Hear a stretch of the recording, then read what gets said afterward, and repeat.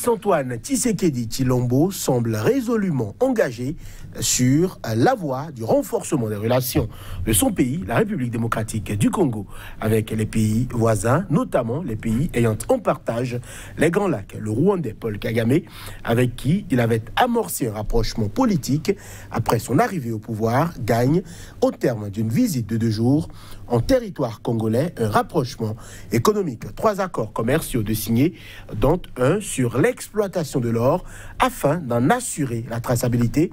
C'est bien la preuve que malgré le passé trouble qui existe entre les 2 pays, la volonté du président congolais de fumer résolument le calumet de la paix soit réelle.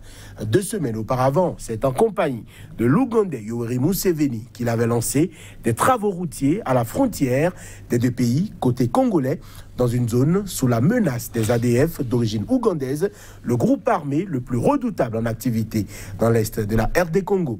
Que traduisent ces actes du président Tshisekedi? Quel gain pour la RD Congo? Quel gain la RD Congo peut-elle espérer en tirer? Que valent ces efforts sans la volonté résolue des chefs d'État de la zone RD Congo? Rapprochement avec les pays des Grands Lacs, la solution de Félix Tshisekedi pour amener la paix, c'est le thème de notre plateau du jour. À chacun et tous, bonjour et bienvenue.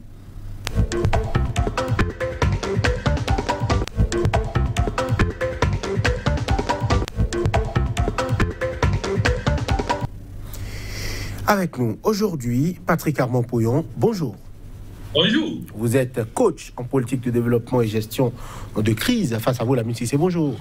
Bonjour, Johannes. Vous êtes écrivain, expert en communication politique. Patrick Armand-Pouillon, ma première question est pour vous.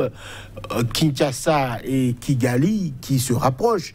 Il y avait eu un rapprochement politique, notamment le président Kagame qui était aux obsèques de Tshisekedi père. On avait vu, c'était un signal fort. Par la suite, il y a eu des rapprochements.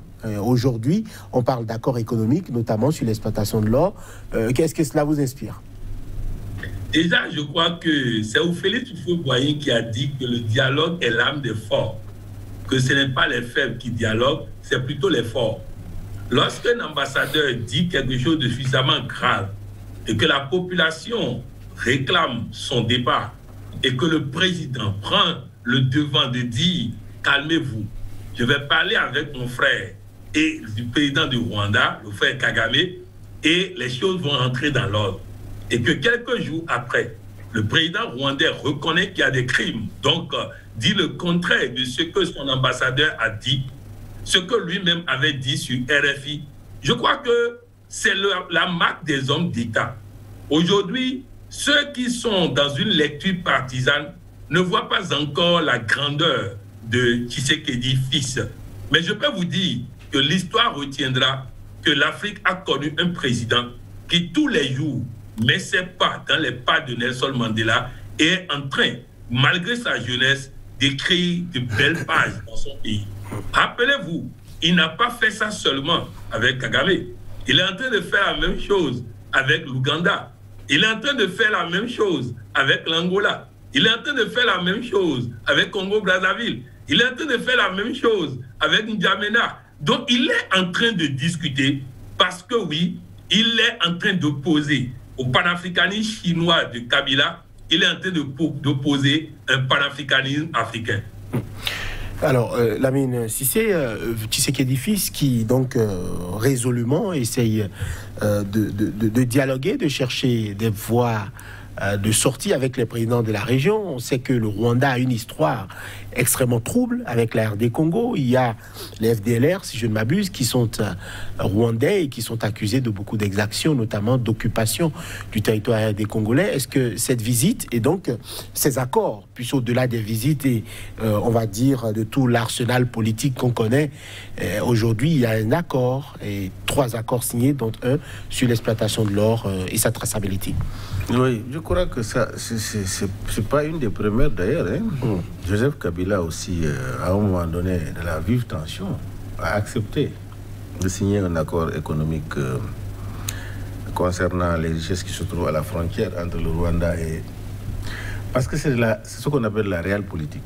Et si nous voyons que dans cette zone-là, presque tous les pays sont des bases arrières.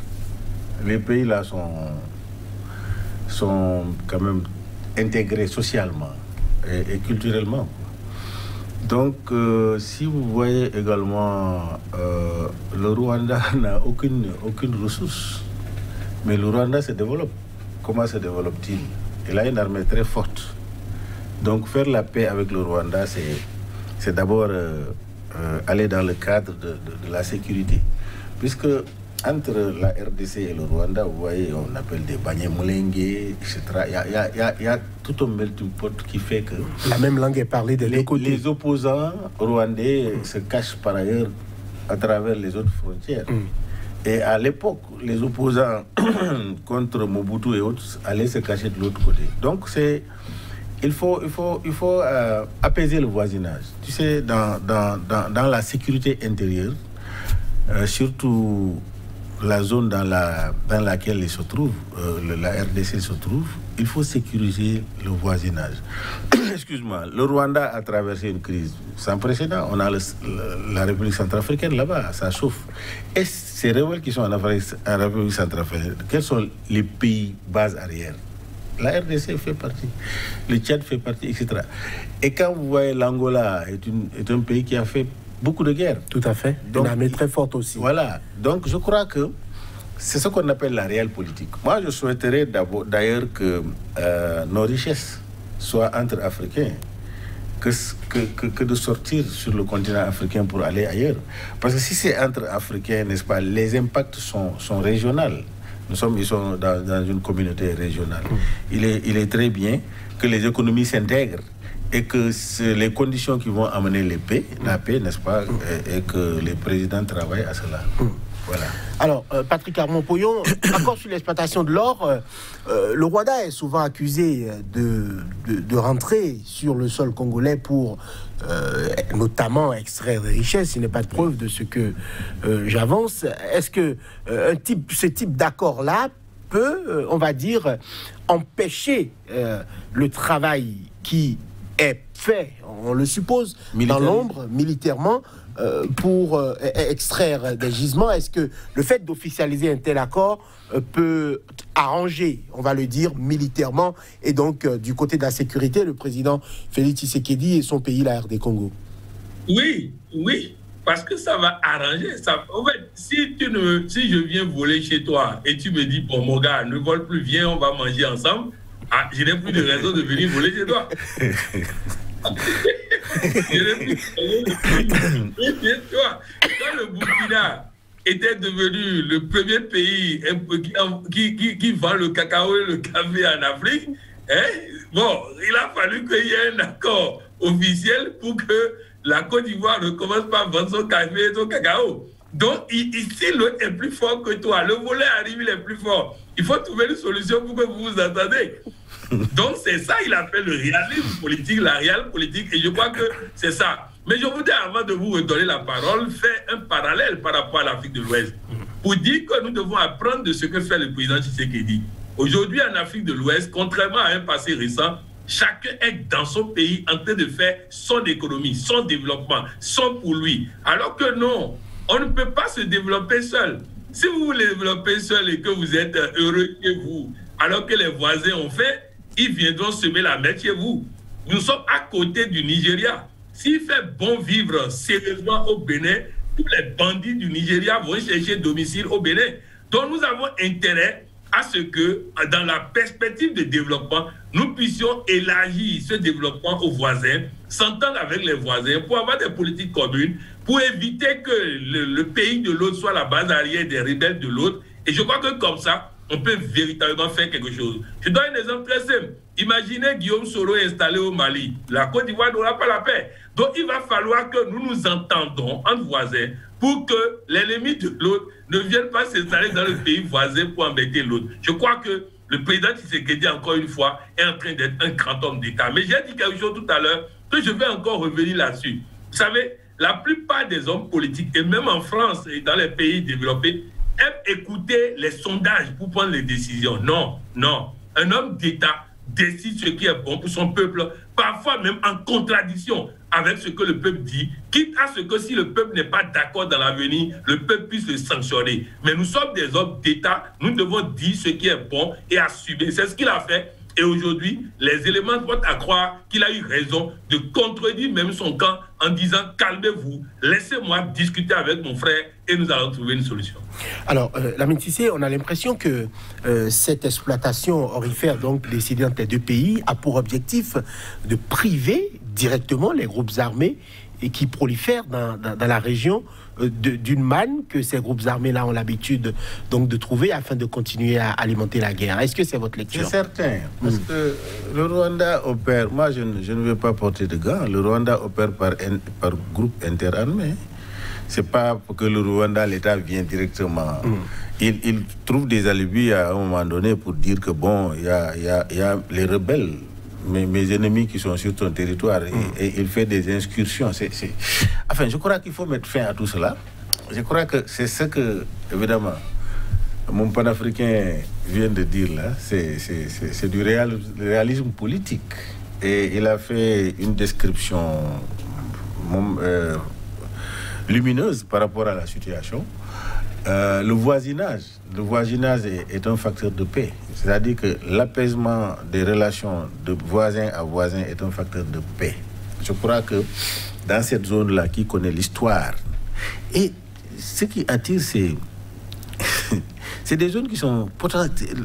La RDC, c'est la richesse. Tout le problème de la RDC, c'est Dieu a béni ce pays-là en déversant, n'est-ce pas, d'une façon incommensurable sur le territoire les richesses. Malheureusement, ces richesses ne profitent pas aux populations. Et comme nous sommes dans une dynamique de construction, n'est-ce pas, des grands groupes régionaux comme la CEDEAO, la CEMAC, etc. Comme il l'a dit, Patrice, je suis d'accord avec lui. Prenons le cas de l'Afrique de l'Ouest, par exemple. Il a fait allusion à cela. Nous avons la CEDEAO qui pouvait réguler tous ces problèmes-là entre nous. La CEDEAO, quand avance, quelquefois s'arrête, quelquefois recule et puis avance. Et je crois que c'est une bonne initiative, une bonne dynamique. Il faut que les États tiennent compte, n'est-ce pas, de la stabilité et de l'intégrité. Savoir que mon pays ne serait jamais tranquille tant que de l'autre côté, il n'y a pas une tranquillité. Ils sont conscients de cela. Donc je crois que cet exemple-là, s'il parvient à réussir cela, Tshisekedi parvient à réussir cela avec tous les pays limitrophes là, je crois qu'il va mieux à l'intérieur pouvoir mener la guerre contre les bandits qui exploitent impunément, n'est-ce pas, les richesses, et il peut avoir une stabilité intérieure. Mais si au niveau des frontières, il est agressé par les pays limitrophes, l'intérieur, il va avoir de sérieux problèmes. Je crois que c'est une dynamique qui va prendre. Voilà. Patrick Amopoyon, avec l'Ouganda, ce n'est pas forcément différent aussi. Le président Yoweri Museveni a été associé à des travaux d'infrastructures sur le sol congolais au niveau de la frontière avec l'Ouganda. Il y a aussi le groupe ADF qui est donc accusé d'exactions ayant conduit à la mort de milliers de personnes. Lamine Cissé, par rapport donc à l'Ouganda, on a des milliers de morts aussi, donc causés par ces groupes rebelles-là. On a l'impression que l'Ouganda aussi tire un profit direct en RD Congo. Non, l'RD Congo, c'est une mine pour les autres pays. C'est pourquoi il faut redéfinir les relations basées sur les intérêts mutuels. C'est ça, effectivement. Parce que si, par exemple, tu as un voisin qui est pauvre et que toi, tu as, en termes de sécurité, et que toi, tu as toutes les richesses qu'il faut, et que le voisin est pauvre, ça crée énormément de problèmes. Prenons l'exemple même dans la vie sociale. Si, par exemple, quelqu'un qui est riche va s'installer parmi les pauvres et que lui, il bénéficie de tout, et que les autres croupissent dans la misère, il ne parvient pas à se nourrir, mais c'est-à-dire que lui-même, il est dans l'insécurité totale. C'est la raison pour laquelle j'ai dit, la RDC, pour avoir une stabilité intérieure, une paix et mener une politique économique sécurisée au profit des populations, il faut que les voisins soient associés, n'est-ce pas? Qu'il y ait une politique économique qui intègre les voisins, qui permet aux voisins également de tirer profit, parce que, en fait, si les bases arrières de ces rebelles-là, des gens qui font des incursions, même l'acheminement de leur marché passe par ces pays-là. Parce que quand tu quittes la RDC pour aller vendre de l'autre côté, tu passes par le Rwanda ou tu passes par le Burundi, etc. Mais si ces pays-là sont associés, n'est-ce pas, à la stabilité intérieure, à la paix, je crois que c'est extrêmement important. L'ADF, je ne sais pas pourquoi ce groupe armé, il paraît qu'il y a plus de 112 groupes armés, hein, il y a plus que ça. Mais l'ADF, pourquoi ce groupe armé-là est reconnu pour ses crimes jusqu'à présent? Et on a sur le sol RDC les Nations Unies pendant combien d'années? Près de 20 ans. Jusqu'à présent, l'ADF est là. C'est dommage, c'est incompréhensible. Mais avec ces relations que Tshisekedi est en train de tisser avec ses voisins, je crois qu'il peut étouffer rapidement. Parce que pour étouffer l'ADF de l'intérieur, je prends l'exemple, par exemple, quand tu prends la Casamance, les indépendantistes de la Casamance, lorsqu'on a extirpé Yaya Jammeh de la Gambie, on a extrait le président qui était en Guinée-Bissau, mais le Sénégal a eu la latitude de pacifier le sud du Sénégal. Parce qu'en réalité, c'est Yaya Jammeh, c'est la Gambie qui était la base arrière de la rébellion, et c'était la Guinée-Bissau qui était également la base arrière de la rébellion. Donc Yaya Jammeh était un maillon, un dispositif contre la sécurité en Casamance. Mais quand, avec l'opportunité est offerte au Sénégal et à la CEDEAO, de le sortir de la Gambie, on sait que quand il sort de la Gambie, la géopolitique, il y aura une stabilité, une paix. Alors les deux nouveaux chefs d'État ont collaboré avec le Sénégal pour pacifier la Casamance, là où les militaires ne partaient pas. Aujourd'hui, en Casamance, c'est pacifié. C'est parce que tout simplement, on a enlevé le voisinage. C'est-à-dire que la paix est venue des pays voisins. C'est extrêmement important. Quoi. Alors, Patrick Amampoyo, dans l'Ouganda, voisin aussi, il y a des problèmes. Lamine Sissi en parlait tout à l'heure. Il y a le groupe rebelle ADF qui est sans doute le groupe le plus meurtrier, le plus dangereux dans la région, qui donc a on va dire, sa base arrière, sinon son origine en Ouganda. Le président ougandais qui est donc associé à des infrastructures routières dans une zone rouge, une zone où opèrent ces groupes armés-là, dans l'est de la RDC, c'est toujours la stratégie de pacification par l'association des pays voisins ou des chefs d'État voisins. Oui, vous savez, l'armée ougandaise est depuis la présidence de la République, l'Ouganda est une armée. Depuis la présidence, c'est-à-dire le chef d'État lui-même est un guerrier. Alors qu'au Congo et Kinshasa, en République démocratique du Congo, vous avez les présidents qui sont à Kinshasa, qui sont dans leur palais, qui ne vont pas au front, qui ne se battent pas. Donc, dans ce cas, quand l'Ouganda chicote ses rebelles, ils viennent en République démocratique. Quand l'Ouganda chicote ses rebelles, ils viennent en République démocratique. Donc, dans ces conditions, en associant l'Ouganda à une route qui va relier les deux pays, ce qui arrange l'Ouganda va aider la République démocratique du Congo à chicoter les rebelles. C'est de ça qu'il s'agit. Il est en train de faire cette guerre-là par pays voisins interposés. Au lieu de combattre lui-même, il veut que le Rwanda vienne combattre pour lui ses propres rebelles qui sont sur son territoire, que l'Ouganda vienne combattre. Mais c'est du réalisme politique, je vous assure. C'est un monsieur qui a été sérieusement formé par son père. Si vous cherchez bien, vous allez constater que certainement, son père l'avait envoyé chez des vieux briscards comme Hassan II et autres, où il est allé apprendre la politique et tout. Donc, il est aguerri, il est en train de déployer l'intelligence stratégique que son père lui a donnée. Et toujours avec ce sourire aux lèvres français, simple, non compliqué et tout ça. Mais je crois que Dieu lui prête longue vie, a fait qu'il réussisse dans tout ce qu'il est en train d'entreprendre. Mais avant de laisser la parole, je voudrais revenir sur quelque chose que moi-même je disais et que j'ai compris tout récemment, qu'il faut nuancer. On dit souvent les Nations Unies sont sur le terrain, mais ils ne font rien. En fait, il y a deux types de combats dans les pays où il y a le terrorisme. Il y a le premier combat qui est de chasser les terroristes. Il y a le deuxième combat qui est d'empêcher les terroristes de revenir. Et c'est ce combat que les Nations Unies font. C'est-à-dire que vous avez constaté que la France s'est plaint la dernière fois du fait qu'ils chassent les terroristes et le pays refuse de venir s'installer.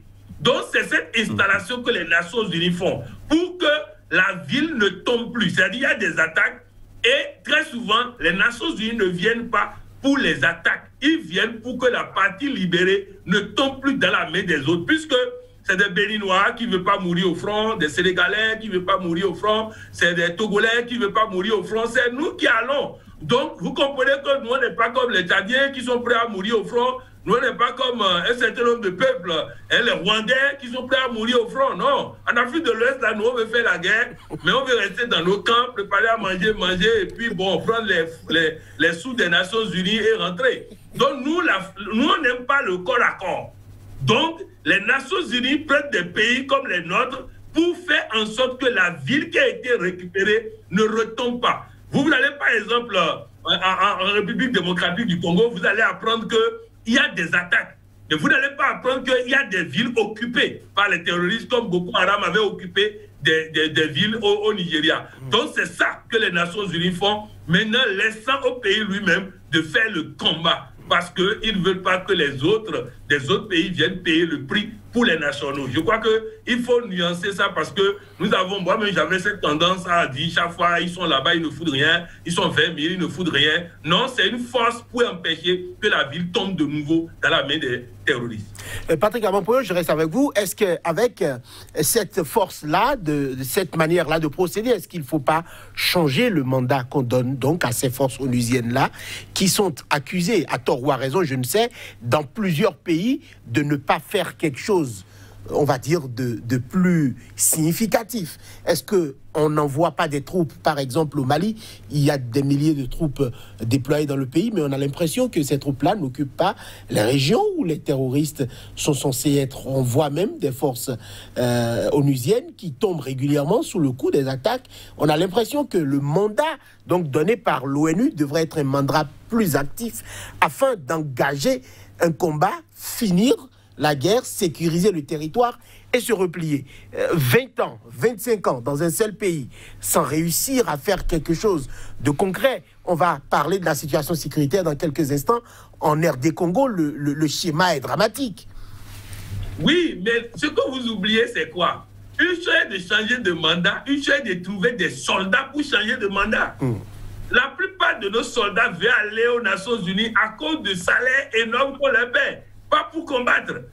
Donc si on change le mandat, il n'y a plus de troupes disponibles. Maintenant, ne négligeons pas aussi l'autre aspect. On libère les territoires, mais les nationaux ne veulent pas occuper les territoires. Alors, les Nations Unies mettent une force en présence pour sécuriser le peu de population sur place. Maintenant, cette force ne veut pas combattre. Les gens vont démissionner. Vous croyez que quelqu'un qui allait pour l'argent, il veut rester en vie pour manger l'argent, hein? Comme Bagbo le dit, il veut manger l'argent. Donc, à partir de cet instant, nous devons faire attention à tout. Parce que si au moins les pays occupent la place, on va dire oui, les Nations Unies n'ont qu'à partir. Mais le problème, c'est que, à part le président Tshisekedi qui a eu le courage de dire à sa population, taisez-vous, ce n'est pas les Nations Unies qui vont combattre pour nous, c'est à nous de combattre. Ils ne peuvent pas venir mourir pour nous quand nos généraux sont corrompus, mentent en disant qu'il y a 21 000 hommes dans la zone, alors qu'il n'y a même pas 15 000 hommes, il n'y a pas 10 000 hommes. Il dit, c'est ça, le courage de dire la vérité. Nous mettons tout sur le dos des Nations Unies. Ils sont venus aider un pays. Le pays aussi doit prendre ses responsabilités. Oui, mais moi je crois qu'il faut aussi nuancer. Hein. Les militaires des Nations Unies qui viennent aider, dont les mandats ne règlent aucun problème, 25 ans, 20 ans, l'argent qu'ils dépensent là, s'ils mettent ça à la disposition de l'État, ils disent qu'ils viennent former même l'armée. Hein. On parle effectivement de plus du milliard d'euros de budget par an. Mais quand même, soyons sérieux. C'est-à-dire que même cet argent-là, former même ils ont formé quelle armée en RDC? Alors qu'ils ont une mission de former l'armée nationale. S'il n'y a pas l'effectif, pourquoi ils n'ont pas dit ça? Il se transforme en commerçant, quoi, en business. Mais il paraît aussi, Lamine Cissé, qu'en RD Congo, il y a la corruption qui a gangréné l'armée. Et donc que des généraux... Même l'armée qui est dans les missions, c'est ça que je te dis. Les pays juteux, là, mais l'armée se transforme en trafiquant de n'importe quoi. Mais les militaires le disent. Ils font des affaires. Quand même. Ça dit qu'en fait, ça, c'est connu et sûr. C'est pourquoi je dis, c'est vrai, c'est pas les Nations Unies qui vont résoudre une pacifier. Guerre. Non, c'est-à-dire que en fait, c'est les facteurs endogènes. Mais tu sais, les Nations Unies, ils n'ont pas une armée. Et même les matériels là, c'est les pays qui. Ce sont les pays qui amènent les armées, qui amènent les matériaux, et puis eux ils louent. Les Nations Unies ne font que louer. Donc cette manne financière là, surtout si c'est dans la zone où en RDC là, il y a tellement de business. Ils sont tous dans le business. Que ce soit l'armée nationale, que ce soit les Nations Unies, ils sont tous dans le business. C'est pourquoi je dis l'inefficacité des Nations Unies. Quand ils viennent, ils disent bon, ici on est en train de tuer. Quand ils viennent, les gens meurent plus que quand ils ne viennent pas. Mais autant ne pas les amener. Ça pose énormément de problèmes. Au Mali, par exemple, ce qui se passe là-bas, là. Mais quand l'OTAN et la France ont détruit la Libye, là, mais qui ont créé les problèmes dans le Sahel? C'est eux. Pourquoi ils ont tué Kadhafi? Pourquoi? Et maintenant, ils envoient les numériques, ils ont tous les renseignements avec les radars, tout ça là. Ils voient les gens aller en moto, ils laissent aller massacrer les gens. Mais au moins qu'ils renseignent, qu'ils informent les gens, attention, il y a des djihadistes qui se lèvent. Là où ils sont avec les drones là, ils peuvent les anéantir, il faut exprès. C'est un problème de géopolitique. Il faut avoir la même mise, il faut contrôler. Maintenant, je crois que Tshisekedi a compris. Tu sais, moi, je ne suis pas encore en train d'applaudir. Hein. Je suis très, très réservé par rapport à... J'attends de voir. Mais les actes qu'il est en train de poser, à l'heure actuellement, là, les facteurs endogènes sont déterminants pour la paix dans nos pays. Donc, il est en train de s'appuyer sur ces facteurs à l'intérieur du pays, et le voisinage, c'est extrêmement important, c'est stratégique. Ça, j'abonde dans le même sens que Coach Pognon. Il a effectivement raison. C'est-à-dire que Tshisekedi a une vision panoramique des choses. S'ils parviennent à l'appliquer et que les voisins sont sincères avec lui, je crois que le problème de la RDC, on n'aura plus besoin de la présence des Nations Unies là-bas. Patrick Arampoyon,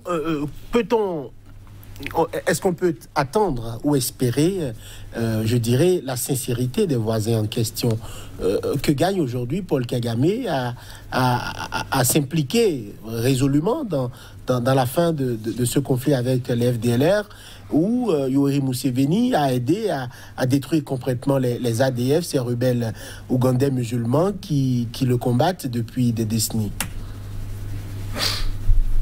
Ils gagnent à voler officiellement. C'est-à-dire que maintenant, ils vont voler officiellement.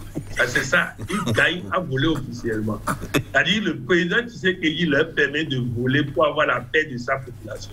C'est-à-dire en langage très clair, c'est comme ça. Ils gagnent à voler officiellement. Le président Tshisekedi ne compte pas sur leur sincérité. Non. Il ne compte pas sur leur sincérité.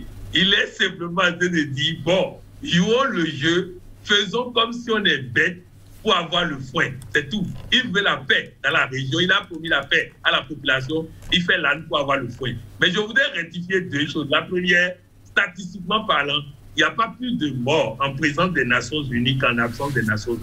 Ça là, il n'y a pas de statistiques qui disent ça. Deuxième chose, lorsqu'on dit les gens sont à moto, ils les voient avec des drones et ils ne les bombardent pas, le problème, c'est que les terroristes, en se déplaçant, font en sorte d'avoir des enfants avec eux, font en sorte de côtoyer des cliniques, des hôpitaux. Et quand on se met à les bombarder, et il y a encore des dégâts collatéraux, c'est les mêmes personnes qui disent ils ont tué nos populations. Donc c'est très délicat. Cette affaire de trouver chaque fois des torts aux autres, prenons nos responsabilités, sécurisons nos pays, et nous n'aurons pas besoin des autres pour venir, soi-disant, voler quelque chose chez nous. Voilà. Plusieurs pays, lorsque plusieurs pays de la sous-région ont eu des soucis, je prends l'exemple du Tchad. Lorsque le Tchad a eu des soucis contre lui-même, personne n'est venu pour dire qu'ils veulent être des Nations Unies, quelque part, tout ça. Ils ont compté eux-mêmes. Donc, il va falloir que nous prenions nos responsabilités et que nous laissons les autres tranquilles. Ils sont en train de voir leur soit tuer. Et nous mettons-nous au travail, libérons nos territoires, occupons nos territoires et laissons les autres. Quand on dit aussi, il faut donner l'argent à nos armées, il faut équiper nos armées, il faut former nos armées. Demandons moins de corruption dans nos armées pour que si on leur donne l'argent, l'argent aille à destination. Lamine Cissé, j'aimerais revenir avec vous sur un phénomène qui est en train de, on va dire, de se multiplier actuellement. On parle d'attaques d'églises, on parle de bombes artisanales posées dans des endroits. Est-ce que nous sommes en train d'aller déjà, ou bien sommes-nous déjà dans du terrorisme au sens, on va dire, sahélien du terme aujourd'hui en RD Congo? Non, pas sahélien. Tu sais, la fabrication de bombes artisanales, même l'origine, là où les terroristes, ceux qui se réclament d'islamistes, de djihadistes, ils savent faire les bombes. Hein. Maintenant, ils sont en train de techniquement d'outiller leurs collaborateurs. OK, pour leur dire voilà comment on peut faire, etc. etc. Donc, c'est ça, mettre la terreur, c'est-à-dire mettre l'État à genoux et mettre la terreur en tuant les innocents. C'est ce que nous avons déploré. C'est pour nous empêcher également dans une dynamique, par exemple, d'intégration régionale, pour nous permettre de stagner, de nous arrêter, de ne pas évoluer. Parce que, vous savez, l'Union africaine, l'unité africaine, 30 millions, plus de 30 millions de kilomètres carrés, cette unité, avec toutes les diversités, est une puissance. Mais il y a les blocs régionaux qui sont en train de s'organiser, et en Afrique de l'Ouest, on est très avancé avec la CEDEAO. Donc, cette dynamique-là, il faut briser cela. C'est-à-dire que ce n'est pas anodin. Tous les gens qui se réclament islamistes, Boko Haram a été créé par la gouvernance du Nigeria. Mais les autres là, au Mali, etc., etc. Mais c'est l'extérieur qui a donné de la force à ces gens-là. Parce que quand tu te poses la question, ils sont armés comment? Même depuis le commencement du terrorisme, ils devaient épuiser leur stock d'armes. Mais ils sont tout le temps mieux armés. Ils ont de nouvelles calibres d'armes qui leur permet, n'est-ce pas, d'être opérationnels sur le terrain. Mais qui est derrière tout cela là? C'est justement, c'est pourquoi il faut pas occulter les facteurs extérieurs. Les facteurs extérieurs sont trop déterminants. Maintenant, ces facteurs extérieurs doivent nous permettre, nous, de nous réveiller aujourd'hui et de nous se donner la main. Comme Patrice Pognon l'a dit, coach l'a dit tout à l'heure là, il faut qu'on se donne les mains. Il ne faut pas que chacun s'assoie chez lui pour lui dire que je vais mon armée. Il faut aussi que dans nos pays, qu'il y ait une transparence dans la gouvernance. Par exemple, si un pays, la gouvernance est corrompue, mais l'armée va être comment? C'est-à-dire que l'armée même est gangrénée par la corruption. Parce que tu vois ces généraux-là qui ne parlent pas là, c'est des multimilliardaires. Hein? On n'ose même pas les toucher parce qu'ils sont là pour garantir la sécurité de l'État, la sécurité du président de la République. Mais ce qui est dangereux. Donc tout ça là, ce sont des facteurs de faiblesse dans la gouvernance sécuritaire au niveau de notre pays, quoi, franchement. Alors, je reste avec vous, Lamine Cissé, avec cette situation sécuritaire toujours qui est très préoccupante.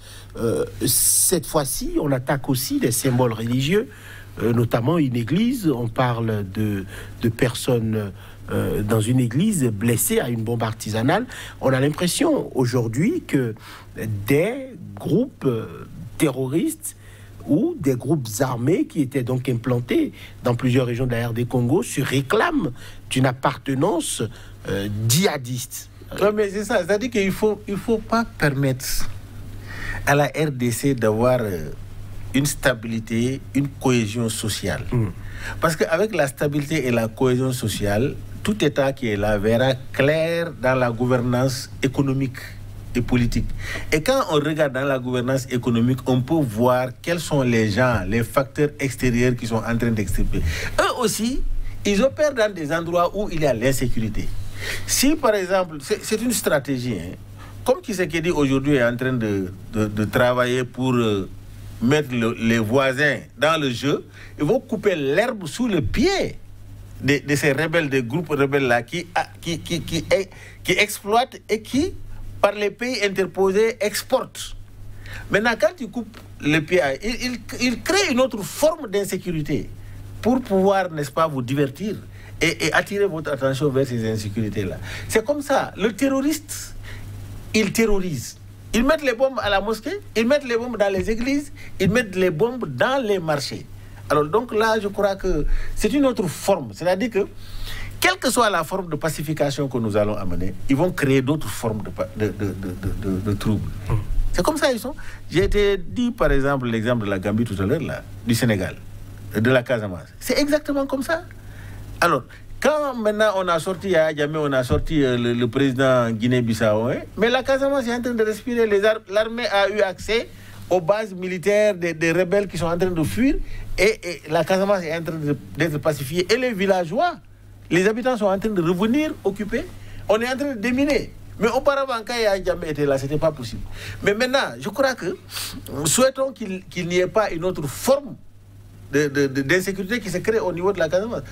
Prions que cela ne se fasse. Mais la RDC est tellement vaste, tellement riche que si même les pays voisins se mettent ensemble pour dire la paix au nom de notre intérêt, l'intérêt mutuel, mais il y a d'autres formes d'insécurité qui vont se créer à l'intérieur. Possibilité Patrick Armand-Poyon? Oui. Alors, par rapport à la situation sécuritaire, le débat a un peu évolué. Je voudrais avoir votre avis sur les explosions à la bombe artisanale et des églises qui sont ciblées. On a l'impression que le terrorisme, comme on le voyait peut-être au Mali, au Burkina Faso, au Niger, est aussi en train de prendre forme actuellement en RD Congo, où des groupes rebelles qui étaient présents dans le pays se réclament d'appartenance terroriste. Oui, c'est ça. C'est-à-dire que non seulement ils se réclament d'appartenance terroriste, mais en plus de ça, c'est qu'ils adaptent leurs méthodes aux situations. Parce que lorsqu'on les chasse par la porte, ils reviennent par la fenêtre. Voilà. Donc c'est un combat global. Et vous savez, il faut que nous intégrons dans le combat sécuritaire et le combat politique.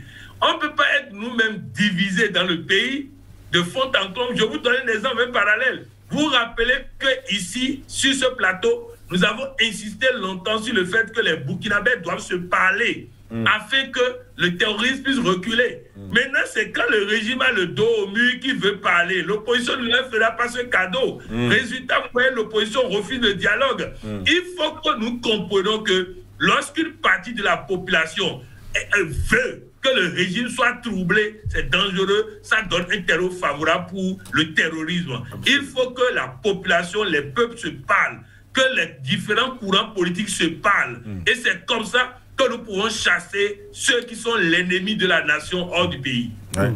Elle a raison. Je salue ton panafricanisme vestimentaire. Parce que tu t'es bien habillé. Félicitations.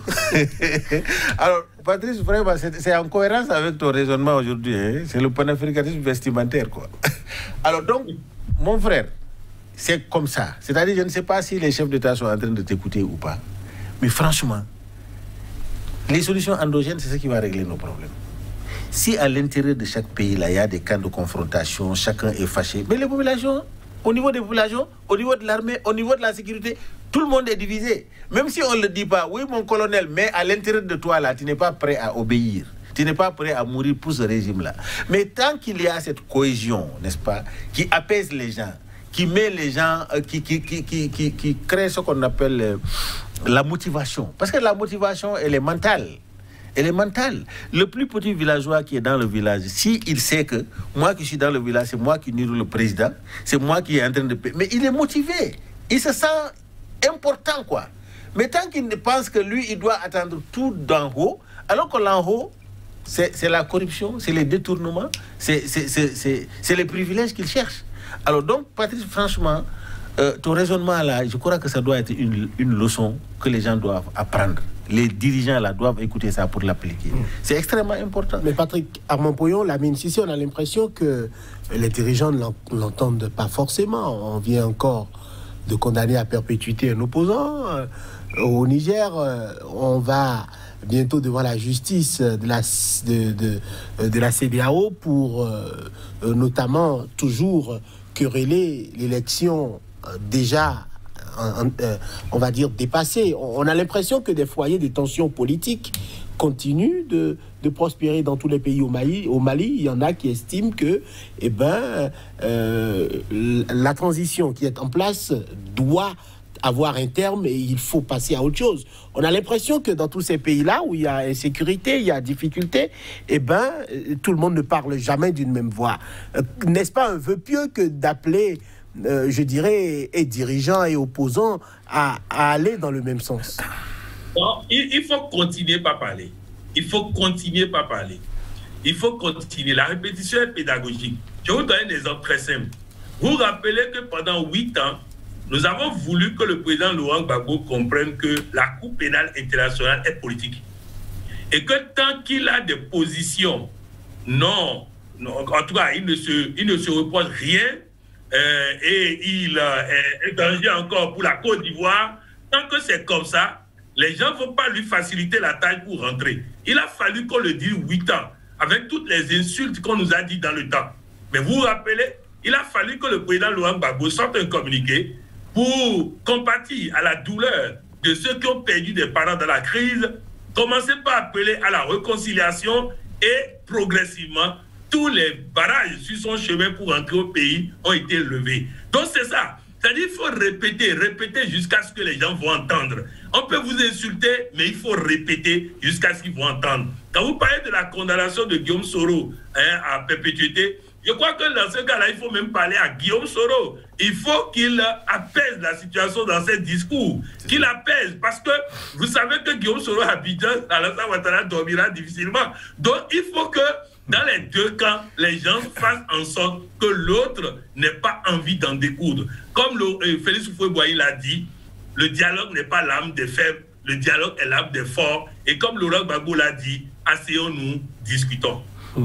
Je souhaiterais que Guillaume Soro vienne voir Patrice comme conseiller stratégique parce qu'il n'a pas de conseiller. Hein? Il n'a pas de conseiller politique. Il a commis des fautes graves qu'il est en train de payer cash. Il se presse pourquoi? Moi, jeune comme Patrice, comme lui là, si j'étais lui là, j'allais être sous et dire oui, d'accord, etc. Cette génération est en train de partir. Je me presse pourquoi? Bander les muscles, prendre des jets privés. Mais ça, c'est du bruit, ça, là. Ça veut dire que nous ne sommes pas à l'heure de la rébellion. En politique, surtout quand le pays est dans une situation de pardon, chacun demande à l'autre de pardonner. Et c'est la raison pour laquelle j'ai compris, d'ailleurs, quand le président Gbagbo était en train de venir là, et que l'État a eu des soucis pour sa sécurité. Parce que ce n'est pas tout le monde qui est content du président Gbagbo. Les autres sont entre euphoriques, on l'accueille, mais d'autres ont dit j'ai perdu, j'ai été victime. Est-ce qu'il faut le laisser faire un bain de foule? Et quand quelque chose lui arrive, qui est responsable? Ils vont dire c'est l'État qui a... Alors je suis d'accord avec eux. Si j'étais Alassane Ouattara, j'allais le prendre de l'aéroport juste directement au palais et puis chez lui. OK? Pour le sécuriser. Maintenant, après... il peut organiser d'une façon libre ce qu'il veut faire sur le territoire. Alors, il y a des gens qui attendent, non, ce monsieur-là ne doit pas, il doit mourir. Il y a des gens qui disent, nous voulons qu'il vienne, c'est notre Messie. Donc, dans cette dynamique-là, je crois qu'il faut savoir raison garder. Comme il l'a très bien dit, hein, Guillaume a commis des fautes exponentielles. Et aujourd'hui, je crois qu'il faut qu'il arrête de continuer à dire, à bander les muscles alors que tu es faible. Il faut qu'il essaye de donner des gages de réconciliation, des gages de paix, de baisser la tension. Parce qu'il est un en Côte d'Ivoire. Gbagbo est rentré, Blé Goudé va rentrer, par la grâce de Dieu. Et je crois qu'on ne peut pas faire la réconciliation en laissant les gens à l'extérieur. Lui aussi, c'est sa condition de pouvoir rentrer, ça dépend de lui. Il n'a qu'à venir demander conseil à mon coach là, le coach international là. Il va lui dire ce qu'il faut faire réellement. C'est ce que moi je pense, parce que il a fait des développements ici qui sont des développements extraordinaires. C'est extraordinaire. C'est nous-mêmes qui créons des problèmes entre nous-mêmes. Et ce que tu as dit, c'est sincère. Hein? Mais comment on peut, n'est-ce pas, bander les muscles alors que nous avons besoin, au moins on bande les muscles, de réunir les muscles pour sauver le pays. C'est un paradoxe.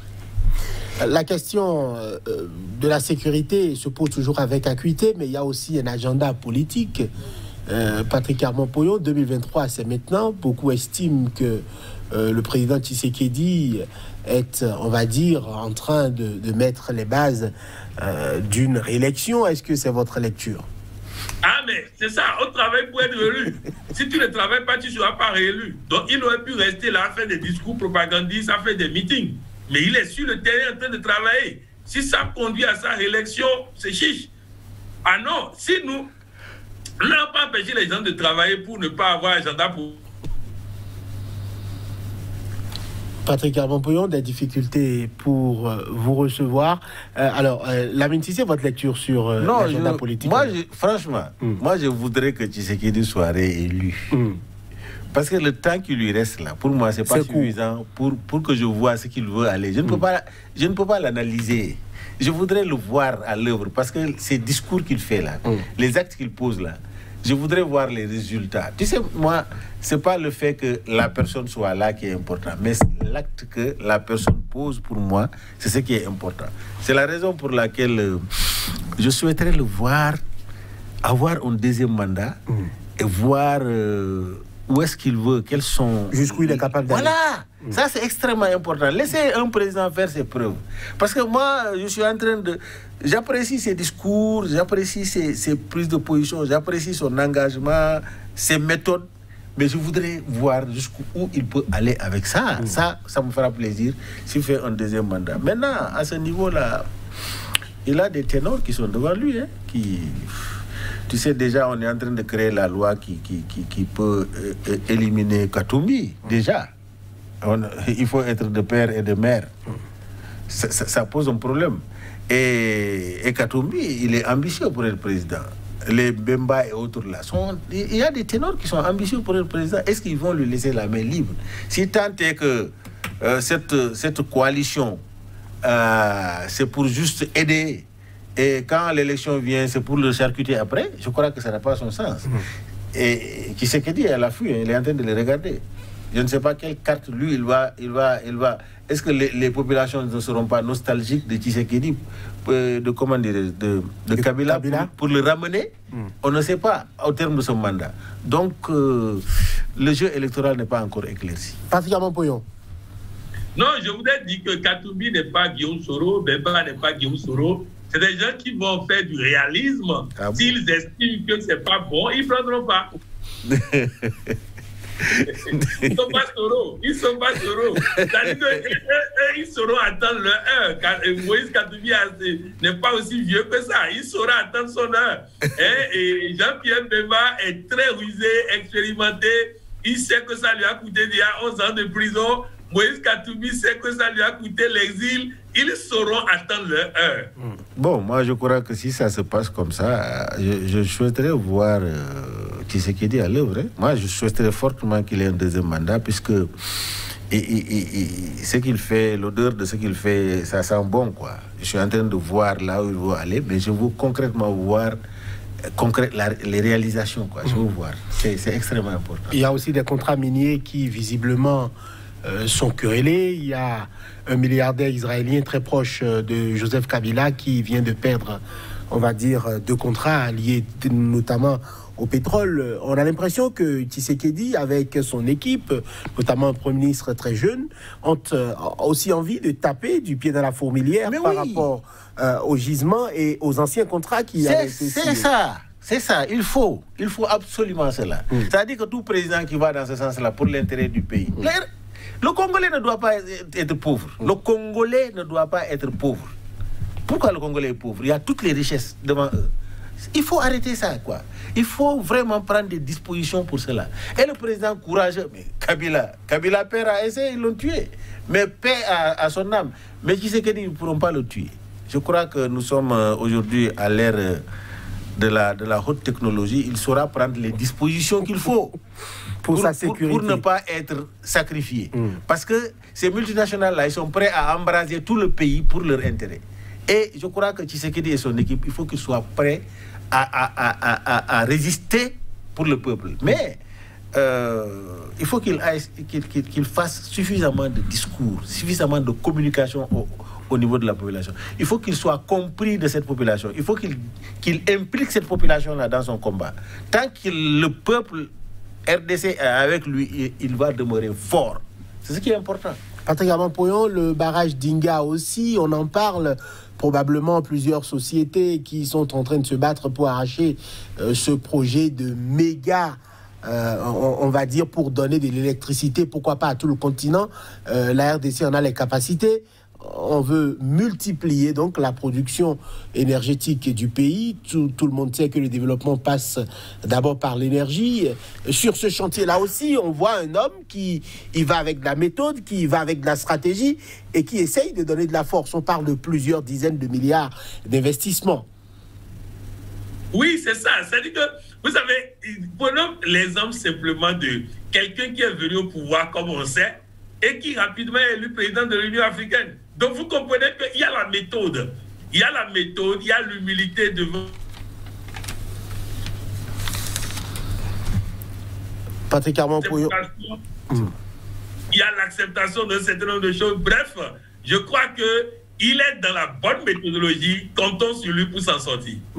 Alors, par rapport à la politique toujours, on a l'impression que la Senko, toujours très présente, qui donne la voix, qui critique durement parfois la classe politique. Je l'ai vu. On a vu les juges, notamment le secteur judiciaire qui en a pris pour son grade.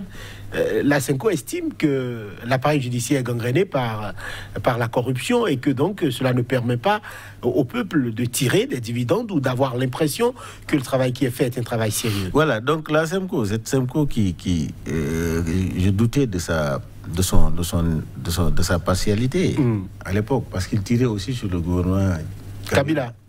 Donc la Semco me permet de comprendre que c'est une Semco qui est neutre. Qui ne travaille que pour l'intérêt du peuple. Je crois qu'il est bon, quand un gouvernement est là, il faut alerter. Il faut alerter l'opinion. Puisque ce sont les mêmes hommes qui sont à la justice et les mêmes méthodes. Ce qui veut dire que jusqu'à présent, Tshisekedi n'a pas encore réussi à révolutionner cela. Donc il est dans d'autres dynamiques. Mais le fondement de sa révolution et de sa crédibilité, ça passe par la justice. Si la justice n'est pas mise dans la transparence, dans son rôle fondamental en tant que justice, il ne pourra pas atteindre ses objectifs. Ça, c'est important. Donc, quand j'ai vu la Semco tirer à boulet rouge, j'ai dit bravo. J'ai dit très bien. Parce qu'en fait, il faut qu'il y ait ces forces de régulation, ces forces qui permettent, n'est-ce pas, aux gouvernants de dire attention, il y a des gens derrière nous qui sont en train de surveiller. Patrick Amampoyon, la Senko s'est aussi prononcée sur le processus électoral à venir.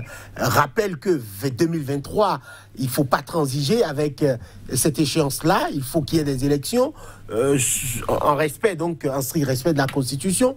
La Senko estime aussi que beaucoup de soutiens du président Félix Tshisekedi sont en train de rentrer dans ces organes électoraux-là et que cela pourrait créer donc une autre crise de confiance. On voit la Senko toujours présente. La Mincissé avoue volontiers avoir été, on va dire, suffisamment contre cette Senko-là par le passé, mais qu'aujourd'hui, cette Senko reste droite dans ses bottes par rapport à ses exigences pour un meilleur cadre institutionnel et démocratique. Moi, j'attends toujours la preuve de la neutralité de la Senko. La Senko a tiré sur Kabila, la Senko a tiré sur Tshisekedi dès le départ. Donc, je ne peux pas dire qu'ils ont tiré dans les deux sens. Non, ils sont toujours dans le même sens. Je voudrais bien voir la Senko continuer à donner des gages de sa neutralité et on verra par la suite. Mais c'est normal qu'ils tirent à l'attention sur ceci et cela. Mais sachez une chose, lorsque le président est élu, quand les élections se passent mal, on dit c'est lui. Alors permettez-lui de prendre les garde-fous pour assurer les élections, pour que s'il y a critique, il puisse assumer. Mais si on lui demande de mettre les autres, il met les autres et après, ça ne se passe pas bien, on dira encore c'est lui, qu'il assume et qu'il sera seul juge face à l'histoire. Il y a aussi une levée de bouclier par rapport à cette affaire d'achat de 500 pick-up ou de Jeep, voilà, des véhicules flambant neufs. 500 pour les députés. Une vidéo ou une audio du président de l'Assemblée a fuité où il disait c'était un cadeau. du président de la République pour avoir rejoint l'Union sacrée. Sacré le tollé. La société civile s'insurge. Beaucoup estiment que ceux qui prennent ces voitures-là seront comptables de fraude et de corruption. C'est grave, c'est le culte de la personnalité. Même si ça rentre dans l'ordre normal des prérogatives des députés qui ont droit à un véhicule, etc. Mais dans leur tête, c'est ce qui est dit, quoi. Mais c'est le culte de la personnalité, c'est ce qui rend un président de la République fou, qui pense qu'il est au-dessus de tout. Je crois que Tshisekedi saura faire la part des choses en comprenant qu'il est là pour un service public, il est là pour servir le peuple. Ces discours pareils-là, nous avons vu dans notre Assemblée nationale un député qui s'est arrêté, qui dit qu'il s'en fout des lois. Lui, il est là. Si Macky dit à gauche, il va aller à gauche. S'il dit à droite, lui, c'est Macky, il connaît. On est élu du peuple qui dit ça. Ce qui veut dire que lui, c'est automatiquement, on doit l'extirper de l'Assemblée et l'annuler, le sortir de l'Assemblée et le mettre dans la rue, quoi. Parce qu'en fait, c'est une insulte aux populations. Donc, vraiment, je crois que il faut faire attention. Il faut faire attention, ce sont des comportements habituels de nos dirigeants qui oublient complètement qu'ils sont là. C'est ces populations-là qui travaillent pour les pays. Qui c'est qui dit à quoi sans ce peuple congolais? Il a quoi? Il n'a rien du tout. Là, il est privilégié, tout ce que... C'est le peuple qui paye, c'est le travail qui paye. Eux, ils sont payés par le peuple. Maintenant, c'est Tshisekedi qu'il faut remercier. Au lieu de remercier le peuple congolais qui les a élus, il remercie Tshisekedi. Alors, c'est pourquoi je dis, jusqu'à présent, j'aimerais lui renouveler une autre confiance, qu'il ait un deuxième mandat, parce que le champ politique est vaste. Il y a beaucoup de travail à faire. Beaucoup de travail à faire. Donc, c'est très peu le temps qu'ils ont mis à se quereller entre eux. Il a perdu presque 2 ans et demi à ne rien faire. Et je crois que, je dis à ne rien faire, c'est-à-dire à régler les problèmes, mais il est en train de marquer son empreinte. Il faut lui renouveler encore la confiance pour voir. C'est à partir de ce moment-là que moi, mon jugement sera. Mais pour le moment, tant qu'il ne règle pas le problème de la justice congolaise, il ne règle pas les problèmes électoraux, c'est-à-dire les instruments électoraux, il ne les règle pas et que cela soit consensuel. À partir de maintenant, là, c'est des conflits pour les générations futures. C'est les conflits qui vont venir. Patrick Armand-Poyon, une analyse rapidement sur cette polémique liée aux 510 pour faire aux députés. Non, il faut qu'on fasse attention. À ce niveau de l'information, il est difficile de pouvoir statuer. Dans tous les pays du monde, le chef de l'État a des fonds secrets qu'il n'a à justifier à personne. Donc, si c'est dans les fonds secrets que le président offre des véhicules à des députés, encore que ces véhicules n'ont pas été offerts seulement à ceux qui sont venus dans l'Union sacrée, c'est offert à tout le monde, tous les députés. Si c'est dans les fonds secrets, je crois que la loi lui permet de le faire. Nous n'avons pas à intervenir là-dessus. Voilà qui est clair, ce sera votre mot de fin. Patrick Armand-Poyon, vous êtes coach en politique de développement et gestion de crise. Face à vous aujourd'hui, Lamine Cissé, écrivain, expert en communication politique, il était donc question des relations parfois tendues, mais aujourd'hui en train de s'aplanir entre la RD Congo et les pays voisins, et aussi l'impact que donc ces nouvelles relations pourrait avoir sur la crise sécuritaire que connaît la RD Congo. Merci de nous avoir suivis. Merci, chers invités, d'avoir été avec nous. À très bientôt, chers téléspectateurs, pour un autre numéro de votre émission Angle de Vue.